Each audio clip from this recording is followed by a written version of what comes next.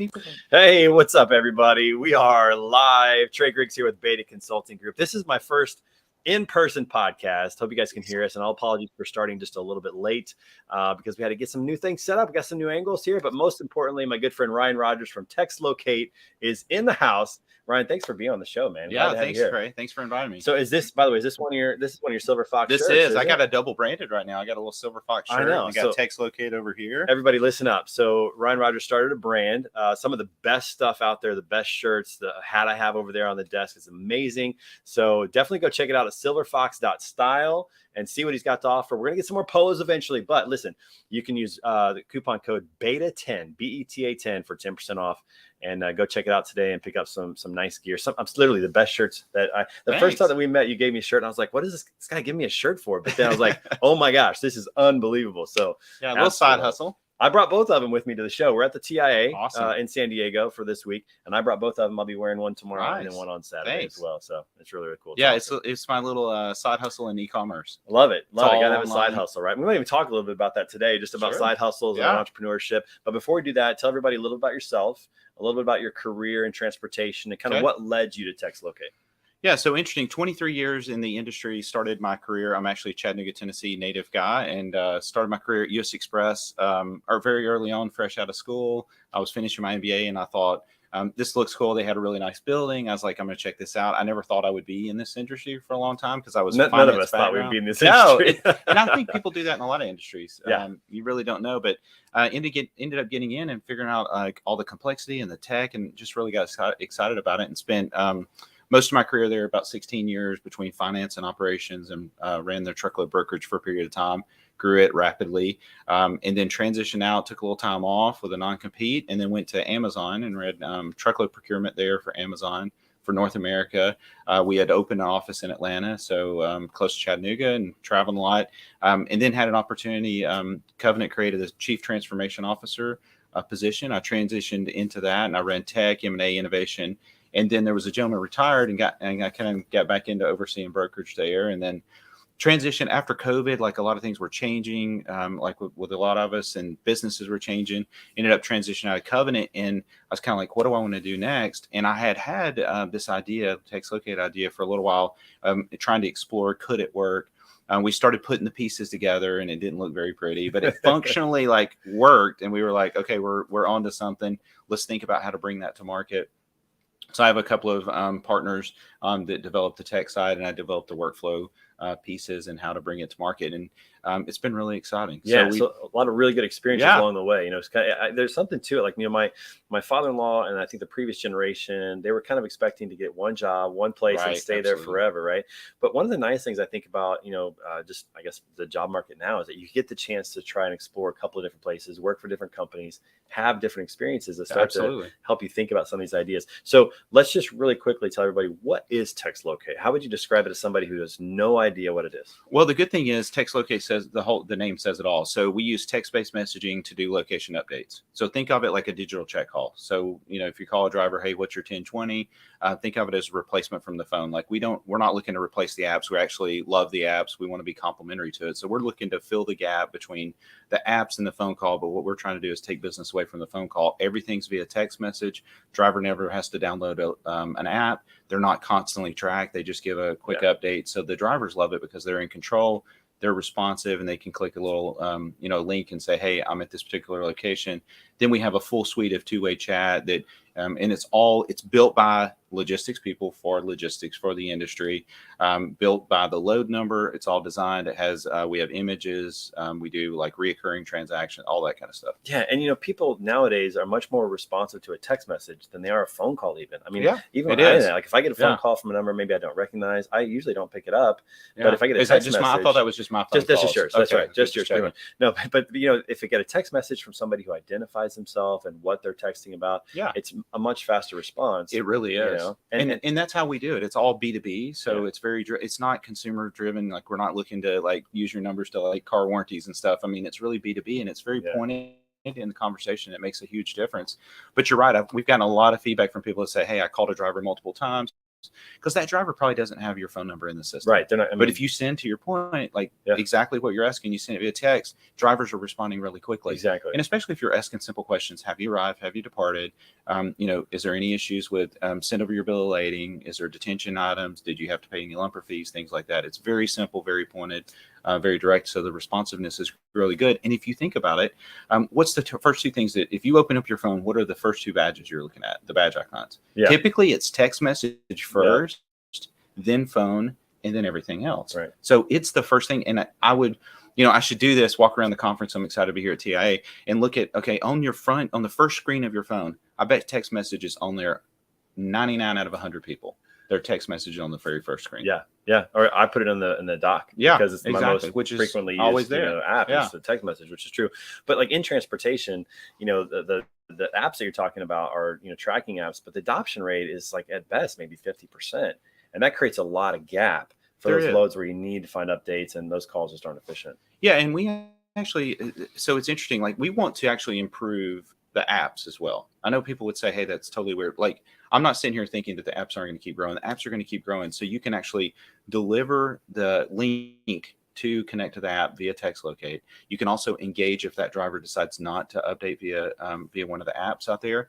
But we complement with that. So it could be something as simple as, hey, the driver's they're not tracking, so pull back, send the TextLocate for the location, but then do a reminder and drive them back to your app. We're okay with that. Like we're there to be a complementary product that just continues to bridge that gap. But even as the apps grow to say 85%, we have a huge market. I mean, if you look at, if the phone call is still 5%, because it doesn't, never goes away for a long time. That's a lot of load still. 10% gap is, tens of millions of check calls every single day across the industry. So the idea is, from our perspective, we're trying to be the text enabler to the logistics industry. So if you're thinking about text, come to us, whether that's location, two-way chat, image, or whatever, but let's, simplify the process with the phone call. Yeah. And what's interesting about your company and your product is that it almost feels like a step back from an innovation standpoint, but it actually simplifies it. But what I love about it is it's driver centric.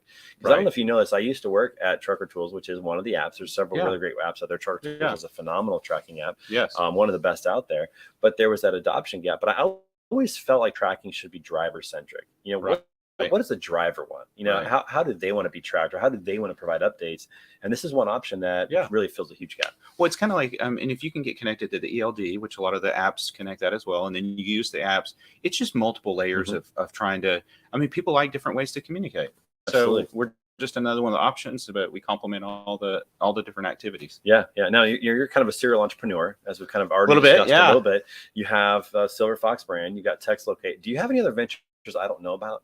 Probably one or two, but I may not promote those as much. And some ideas that didn't work out, and some failures along the ways. But TextLocate is the first one that I've really completely gone all in. Yeah. I've SilverFox. I did that as a side hustle when I was my time at transition after US Express and with Amazon. But this is the one that I really felt like. What's really nice about it is I love the industry. Been in it 23 years. I love the people. The best thing about being at TI is seeing the people and interacting. So it's something that I can give back, and I'm in the industry, and I really feel passionate about it and the success and opportunity. So it just feels natural helping and being here. Yeah. Well, I can tell you with the SilverFox brand, you did a great job, because the hat I wore yesterday at the golf tournament, I had one person say, "Where'd you get that hat?" And I had a couple last night. Bought one on the spot. Yeah, that was huge. Appreciate that. What's the benefit as an entrepreneur? Obviously you have a creative mind. You think about ideas. What's the real benefit of an entrepreneur of actually manifesting those ideas into something, like just starting to do it? Yeah. So I would say I had a lot of opportunity, even at US Express and Covenant, and even Amazon, even as big, they had an entrepreneurial spirit. So I had the opportunity to build things and grow things there. But really what led me to TextLocate is, hey, which is really unusual. I'm 46 years old. Probably at peak cash outflows with kids going to school and college and all that stuff. Why are you doing this? And it's a passion. I've had that entrepreneurial spirit for a long time, and I wanted to really jump in and do that. But I think what the big advantage is, you get to make the decisions yourself. You get to build the business. You get the failures are all on you. The success is all on you as well. So it's tough. It's not an easy road, from an entrepreneurship.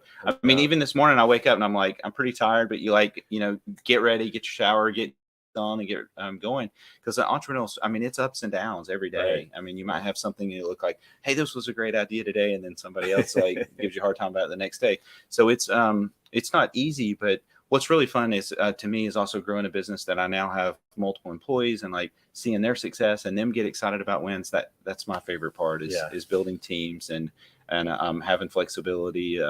But it's not one of those like don't ever stop, you know, and it's hard to even, you know, I used to work really often, you know, late and more than I probably should, kind of that, you know, workaholic a little bit too much of thinking of ideas. But it's really, I mean, even coming here, like I'm here and in the game and talking to people, but at the same time, I got to make sure the business is still running in pieces like that. So you're pulling a lot of, you know, you're wearing a lot of hats when you're early starting, but it's just fulfilling and very rewarding. Yeah. So on that entrepreneurial journey with TextLocate kind of being really your first all-in, you know, project that you're doing, and you now are starting to hire people. You're starting to build a team. You know, Demi and some of the others I've met on your team. What's that transition like from, you know, starting a company, leading it yourself, kind of being your own, you know, doing your own thing, to now having people on your team and the leadership priorities and how to take care of them? Just talk a little bit about that. Yeah, transition. I think it's really exciting. I mean, it's similar to what I've done in the past as I built teams out and the brokerage side and in the past before, but it's exciting because there's a couple things. One is you're a little nervous. You're like, okay, can they do the same things that you're doing? Am I explaining it well? Am I coaching well? But it's got to be one of those things where you really take a hands-on approach, but let them kind of develop the way that they want to. Yeah. I was always taught early to work yourself out of a job. So for me, I love it because you just there's more energy, you know, at the, we have a few people coming in and out of the office. We got some that are remote. So it's just the energy level and the excitement of being able to, you know, continue growing and building from that. So it's been good. It takes a little of adjustment, but it's great. It's really fun to see that. But it's definitely, you got to be willing to give up control. Yeah. And which is great. I like doing that because I like developing people and then seeing them grow. Yeah. And I think you have to be okay with the work just not being as good as what you might have done right away, and giving them that space to grow and to learn. And I used to train well, but they're not going to do it as well as you do, more than likely at the get-go. Well, and some things they do a lot better than I do. That's, you know, they're a lot more thorough with certain pieces that their strengths are greater than mine. So you're always wanting to hire people with different strengths, but they may not, you know, better. I don't know. And maybe they don't do it the same way. Different, right? Yeah. And they do it differently. But right now, with you know, I'm led with a lot of younger generation employees, and I have Gen Zs, and you know, similar to my kids' age, or they're early or they're late on the Gen Z, and then I've got some employees that are early on the Gen Z side, and they come about it differently, and they've got some great ideas. Yeah. And you got to be open-minded to that and say, okay, this is the generation that's really going to flourish over the next 10 years. And how do we be open-minded to allow them to come up with new ideas? And the way I'm saying doing it, you know, I've come up with several things, and they'll be like, oh, that sounds a little old or stiff, or how don't you try? And then I'll challenge them on different areas. So all the different ideas are important to grow your business. Yeah, it's the balancing act of being okay if the work isn't quite as great, but also by being okay with that, you're opening up the door for creativity and for them to show off what they can do. And they're going to come up with things that you'd be like, oh, I didn't even think about that. That's really awesome. Or skills they have that are native to them. Like we didn't, you know, I mean, you and I were mid-40s, whatever. I don't know.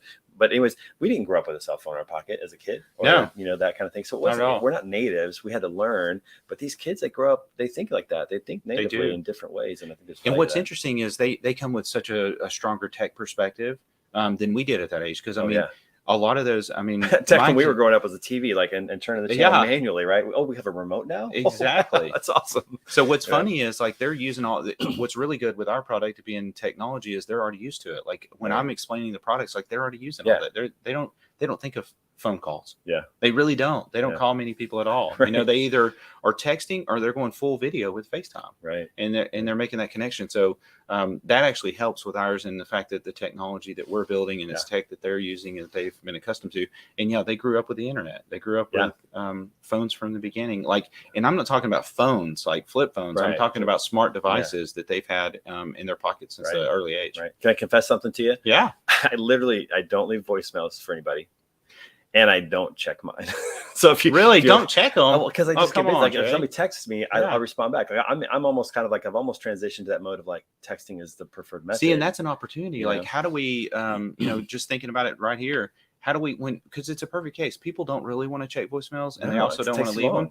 How do we, like, instead of instead of checking that voicemail, as soon as you have it, maybe there's a way you could actually just go straight into text. I know they transcribe them and stuff. Right. And a lot of times I will, I confess too, sometimes I'll just read them on my phone and get the gist and just call the person back. Yeah, that's right. Or just start a text. Yeah, exactly. Because it's just more efficient that way. So I like the idea of taking the voicemail and just saying, hey, you have a voicemail. It's from this person, and maybe like the first line. Yeah. I would love. So Apple, if you're out there listening, yes, I would love for something like that, because simplify. I don't have time to listen to voicemail. I know it sounds terrible. If you left me a voicemail, I didn't get back to you.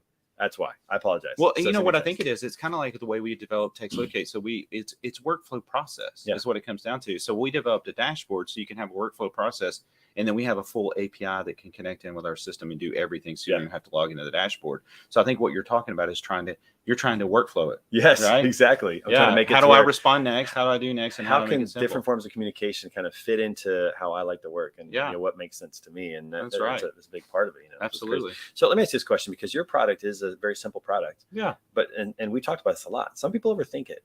Some people like everybody's thinking that technology should be mind blowing and new and something really just off the wall, creative or whatever. And like we said, you've kind of simplified the process.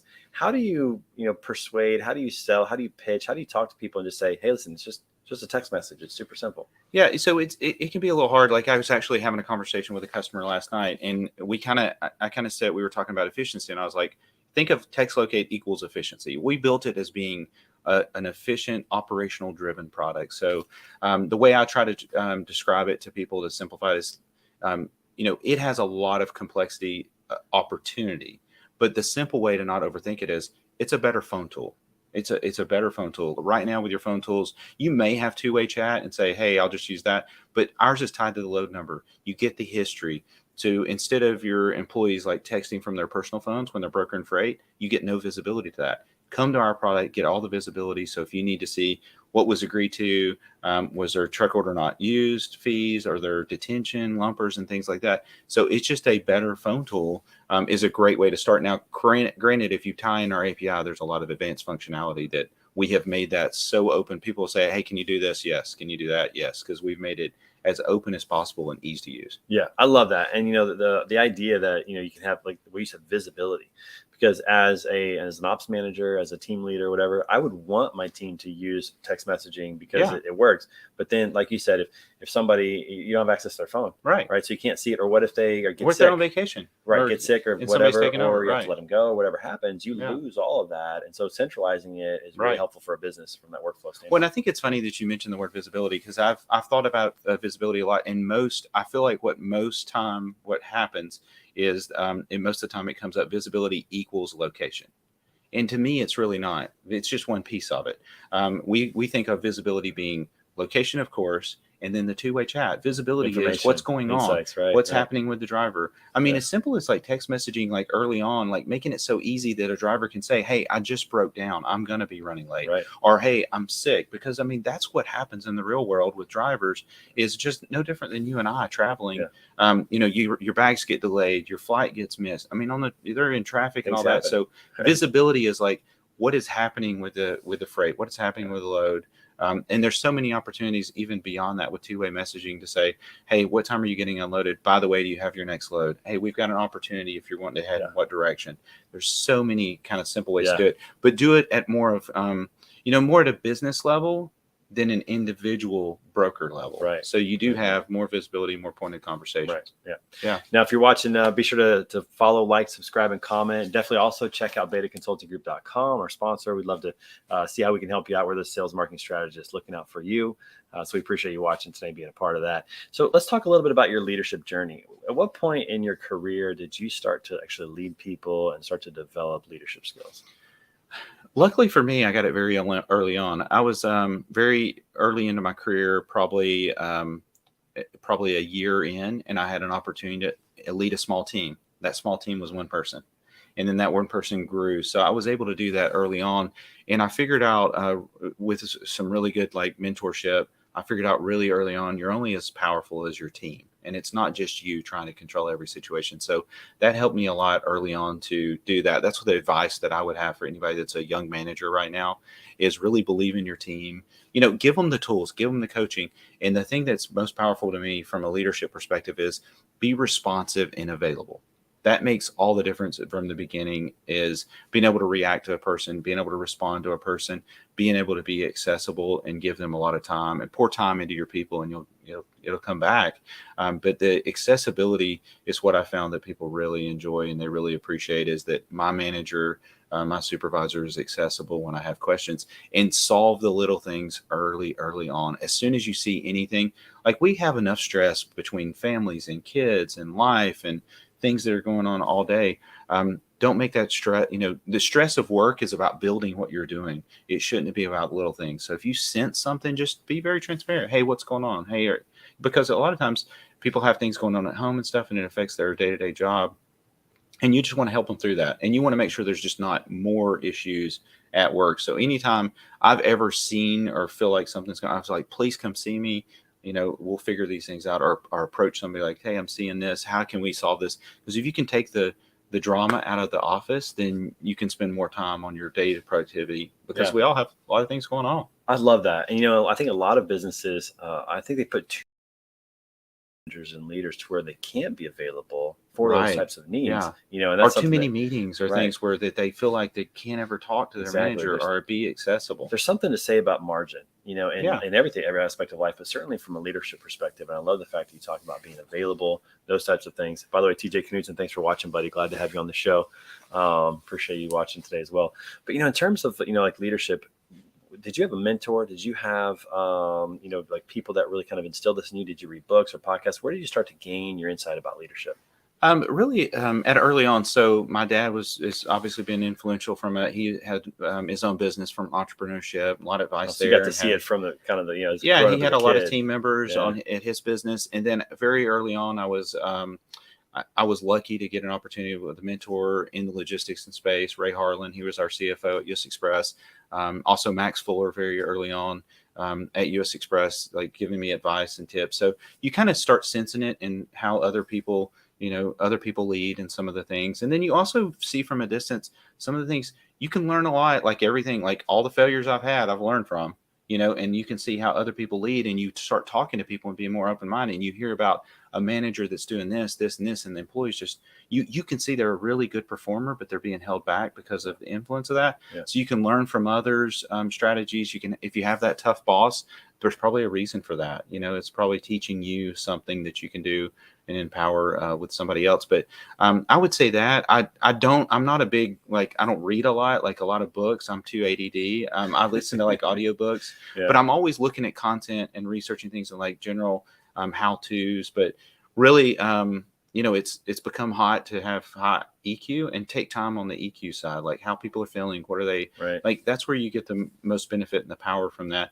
Now you need the productivity, you need to work hard, play hard, you need the hustle and all that kind of stuff. That's not easily trainable, but really spend time with your employees and like find the right roles that make sense for them. If you find people's passion, their performance is really dry. It really goes up and it starts solving and checking a lot of boxes off. I love it. There's a lot in there for sure. But one of the big ones is like getting people in the right seat, on the bus. Absolutely. Sure in their sweet spot. Extremely they're important. Doing exactly what they want to do or what's like in their skill set. I kind of joke around that if you can find, somebody who's what their skill is, what their passion is, and what you need as an employer, that's like a dynamic, trio of things there. Which is not easy. It's hard. I mean, and I've struggled with that myself. How do I find this or that with internally? But with the tools we have today, it's so much easier to have conversations with people at a distance or anytime, or be accessible. I mean, right now on my phone, it could pop up. Somebody can reach me.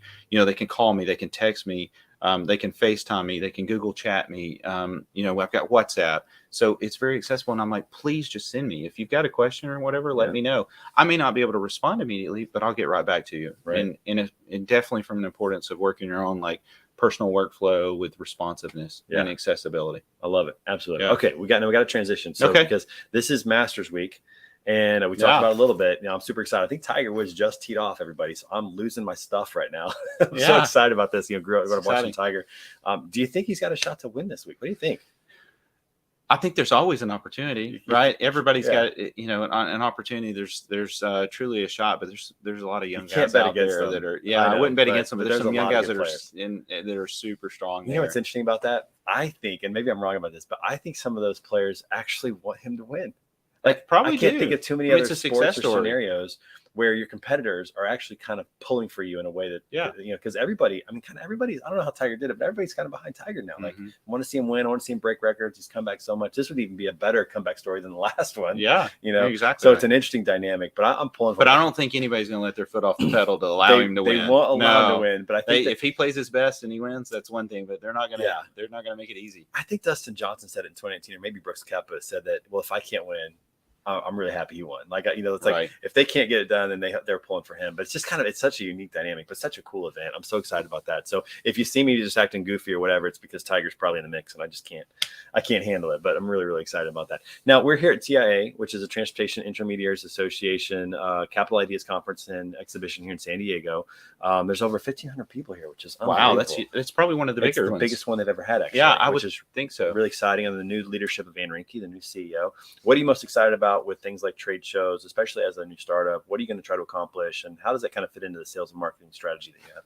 Well, the first thing I like is just seeing everybody. It's an opportunity to get in front of a lot of customers that we've been on Google Meets with. And I love Google Meets. It's a great product. We use it. And I like that we can do video calls. I mean, I try to do video calls more than, regular phone calls. It is kind of weird, though, to have video calls and then see someone in person and like maybe they're really tall, much taller than I thought, or shorter, or whatever. It's like, oh, you have legs. Okay, cool. But it's the number one thing is just getting to see existing customers and people like industry. I've been in this industry for a long time, as I mentioned, getting to see people that you normally don't get to catch up. Right. So the people in the networking opportunity. Now, from a sales perspective, I mean, it's a huge opportunity. This is our target market. This is the biggest event for us. So we're actually out and about talking as people as much as we can from a sales and marketing. What I like about TIA is that I wouldn't say everybody, most people are approachable. Hey, how's it going? Hey, what's going on? Even if they don't want to use our product or a customer, we're still going to have conversations and talk.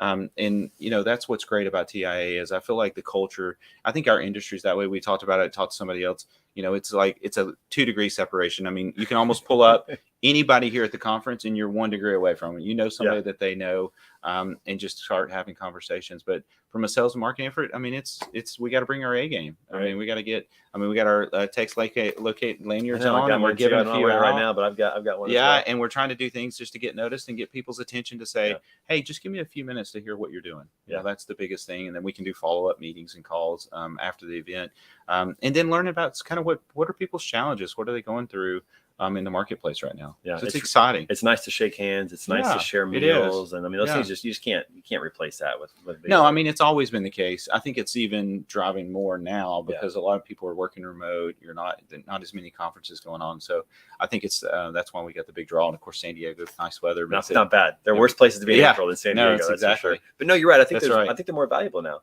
I think people start to just miss that and understand the value of it, which is really big. I think it depends on the frequency, like anything. I think the frequency has been less, so now the excitement's more. And you have, like you said, you've been in the industry a long time. You have a good reputation in the industry. Everybody likes you. Everybody I know likes you. I mean, I've never met anybody w's like, Ryan Rogers, a jerk. I've never met anybody say that. Yeah. Maybe we'll find him here. I don't know. Respect people. But what's the value of having a good reputation, especially when you're starting a new product and that type of thing? I think it's tough to always do that. There's opportunities and challenges. You can get upset about something here or there, but I think keeping your head up, being respectful, being approachable, and being nice to people. I think it comes back around. When people give you opportunities because they genuinely, like if you're genuine about it, people that like you, they'll give you a little bit more of an opportunity to take a look at. It doesn't mean that you'll win that opportunity. Who knows? But at least you get the chance. But you want to be respected for not just being the nice guy, but like somebody that's working hard, hustling, really trying to put all into it to make things better. And but I think just treating people right, doing the right thing, because there's a lot of times it's easy to not do the right thing. But in the long run of my career, it's in the long run of what you're doing every day, that reputation, I've always found it comes back around.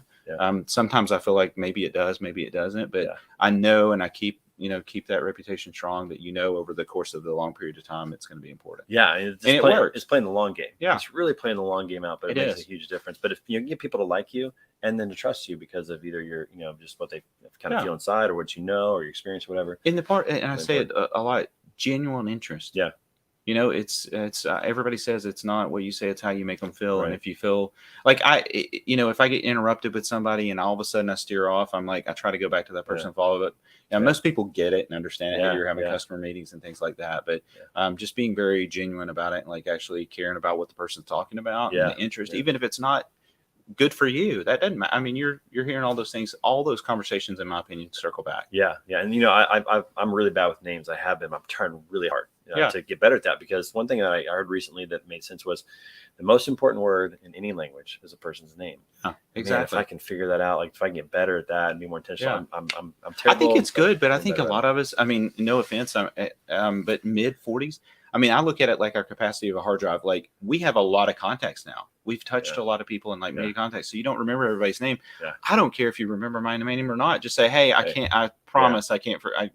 You know, remember. I remember you, but I just can't remember. Yeah. It's funny, like, but you'll remember it in 10 minutes from now. But the good thing is we got our badges, you know, so just like look down and be like, oh yeah, I forgot. It does help or something like that. There's no doubt about that. Because I think most people, I mean, if you find anybody that like remembers every single person's name, it's a gift. It is. And you know, that's fantastic. But again, just make people feel like you're really genuinely listening to what they're doing, and you know, whether you remember their name or not, like immediately. You know, we got a lot. Everybody's got a lot going on. Yeah, I love that. No, it's so good. Hey, thanks for being on the show. Yeah, 30 absolutely. Minutes Thanks for having me. Yeah, it goes by It was fast. awesome. Thanks everybody for watching today. Now we got Enjoyed a great show tomorrow. We've got Jennifer Carpus-Romaine, who is executive director for the Transportation Marketing Sales Association, on tomorrow. So that's going to be awesome. And then we've got a great lineup next week. So we'll look forward to having you guys back every day at 10:30 a.m. Central for Standing Out, a daily podcast about sales, marketing, and leadership. Be sure to go to silverfox.style.com, pick up a hat or shirt, use Beta 10, get some coupons and a discount there. And we'll see you guys later. Thanks so much for joining. Thanks.